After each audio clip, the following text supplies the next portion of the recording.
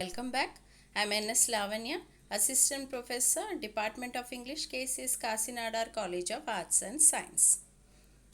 In this video, let's look at the summary of Act 4. Macbeth goes to meet the three witches. The witches cast a spell around a cauldron and Hecate congratulates them. Macbeth visits the witches and they show him three apparitions. Firstly, an armed head appears saying that Macbeth should beware Macduff. Secondly, a bloody child appears saying, "None of women born shall harm Macbeth." Thirdly, a crowned child holding a tree appears saying that he will never be defeated until great Birnam Wood to high Dunsinane Hill shall come against him. Macbeth is pleased since forests don't march, he must be invincible. Macbeth wants to know one more thing. Will Banquo's heirs have the throne? The witches perform a final conjuring.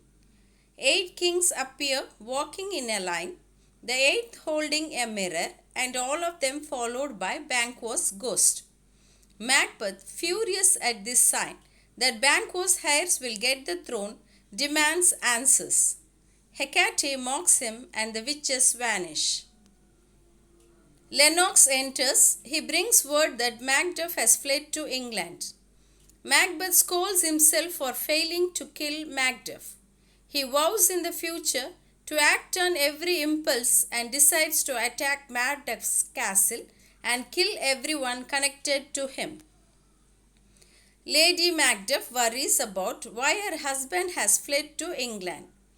Ross reassures her that Macduff is noble, wise, judicious, but dares not tell her any more and leaves. Lady Macduff tells her son that his father is dead and was a traitor, but he teases her and knows it is not true. A messenger advises Lady Macduff to flee with her family, but she does not go, saying she has done no harm.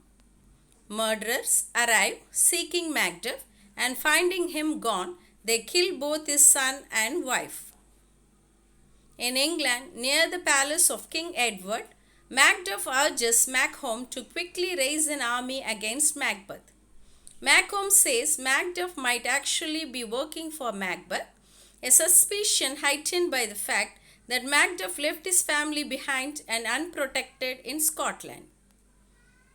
Macomb describes himself as so lustful, vicious and greedy that he makes Macbeth look kind.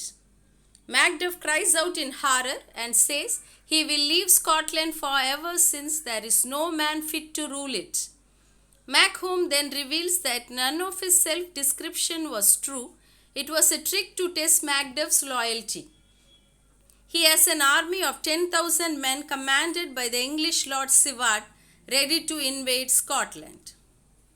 Ross enters and tells Macomb that if he invaded, the Scottish people would line up to join his army against Macbeth. Ross tells Macduff his family has been murdered. Macduff cries out in anguish. Macomb tells him to fight it like a man. They agree that Macduff's anger and grief should be used to fuel his revenge.